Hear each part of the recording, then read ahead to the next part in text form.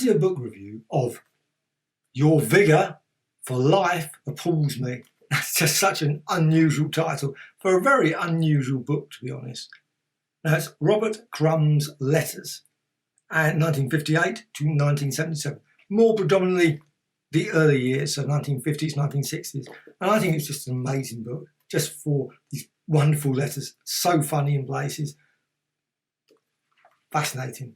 Now, I'm going to go through it. Now, this book came out in 2012, and it's from Fantagraphics. Now, they bring out lots and lots of books. Now, this book is fairly a smallish book. It's paperback, and it's got editor's note. Now, I don't think it includes every single letter, every possible, and there's quite a big gap. So the letters go from 1963, got all the way through back to 1963, and then suddenly it jumps. So 1972. So there's a lot of letters here. 1959, 1958.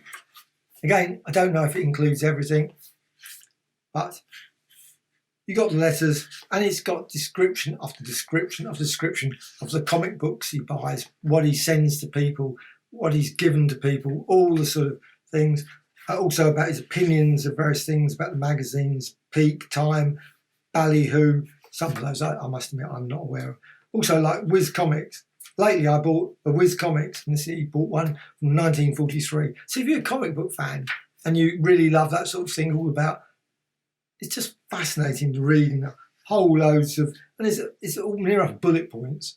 It's like a letter that's all the way through. I did this, I did that. Also here, received a letter from President of the Harvey Kurtzman fan club asking for issues of food.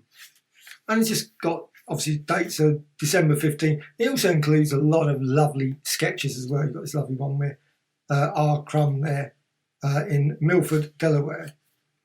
And then he's got other ones here for just comic after comic after comic. Lots of comics now, but many of these probably most people will never heard of. Now, it's more sort of the humour sort of comics, like the Walt Disney comics, Felix, New Funnies, etc., Judge comics, cartoons, etc. It's not very much about the sort of Superman sort of stuff. There's no there's a bit like, say, Captain Marvel, but Walt Disney comics, and it just talks about, did this person get it? Can you send me a copy? Can you not send me? You know, I've got this, or I've got multiple copies of. Do you want one? Do you want? I'll send it on, kind of thing. And also talking about, like I said, bubblegum cards. I love those bubblegum cards.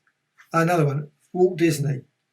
More about Walt Disney. Again, lots of great illustrations. And of course, his opinions about various things, a whole variety of different things. But there's also lovely, obviously, the writing by Robert Crumb, and lots about music as well. There's obviously a fascination with music. He's got a huge, amazing collection of records, blues records, etc. All the sort of really old 78s and things. Clearly, he was a guy that was willing to go and search in all these sort of junk shops or wherever the equivalent in America, just looking around for all these things. And he talks about all his discoveries of various, obviously, a fair or something, or a market that he's just gone to.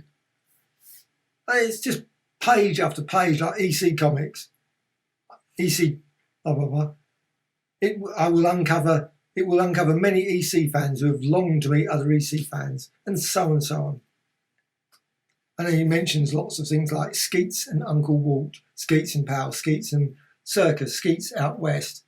Also got here about heroic comics. He mentioned the cover is a painting by Harvey Fuller, and then the first story by Alexander Toss, etc. And it's just page up, and then you've got even drawings of various things like trunk full of old Disneys. It shows obviously a sort of thing that I often did. You draw a picture of your entire house and where you had all your comics or where your records were. So you could look back maybe 30 years time. You think, oh right, I remember that's where I stored all my Marvel comics, and that was where I had my DC comics. And of course you've got like Harvey comics here, and just page after page of great letters backwards and forwards. Is obviously relationships, worries about women, and much, much more. But also, like I say, lots of things about his records as well. Just brilliant.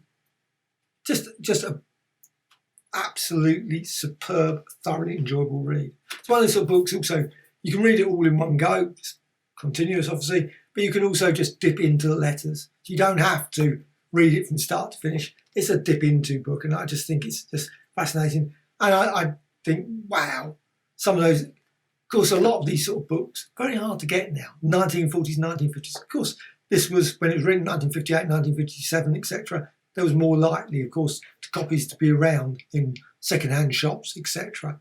But it's still fascinating read. And of course, if there's any other collections of books about comic book collectors, as well as record collectors, I love those sort of books as well. I've actually got quite a few books of those sort of things where collectors wax lyrical about all the books and record shops and what's his names that they went to over the years. I'm a sucker for that sort of stuff. And this book is just perfect for that. So, and also at the back, it's got suggested reading as well. So it's got like the Carl Barks Library, get that out, right? And also Dickie Dare and Little Abner and The Spirit, Pfeiffer's The Collected Works, Tarzan's Volume 1 to 18, etc. Just brilliant. Totally recommended book. You really should check this book out. It's totally brilliant.